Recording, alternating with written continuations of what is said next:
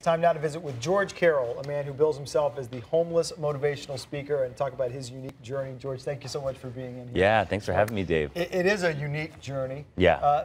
Break it down for us just a little bit. Kind of tell us what got you up to this point. God, I started my business probably about 5.5 years ago, and I was, traveling around the country, and I was after this possessions game. It was like, the more possessions we have, the accumulation game. And the more money I made and the more stuff that I had, it didn't make me happier. Yeah. And so I got to the point where something changed inside of me, and I was guided to go on to this spiritual quest or this journey. And so I took 8.5 months, and I didn't plan it. It's not like you plan on going homeless, right?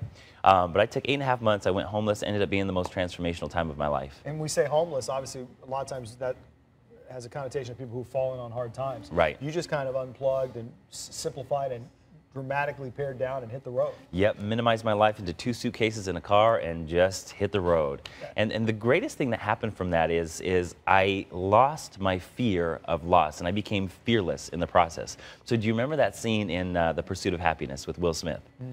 That scene when he's in the bathroom and he's sitting there with his son, yes, yeah.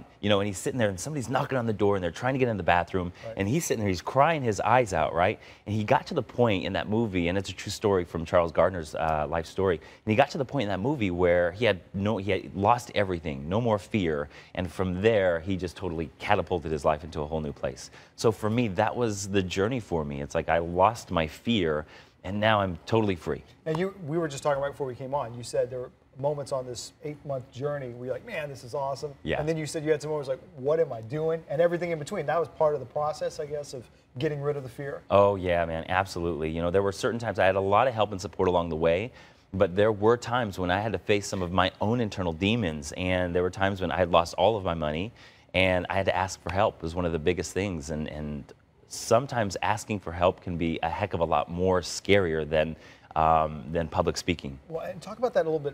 Where did you go? I mean, I know you can't run down every bit of itinerary, but where did you initially go? Just drive south? I mean, you were based out of a Colorado guy. Based out of Colorado, went into Arizona, Southern California, went to the Bay Area, and basically just lived out of my car.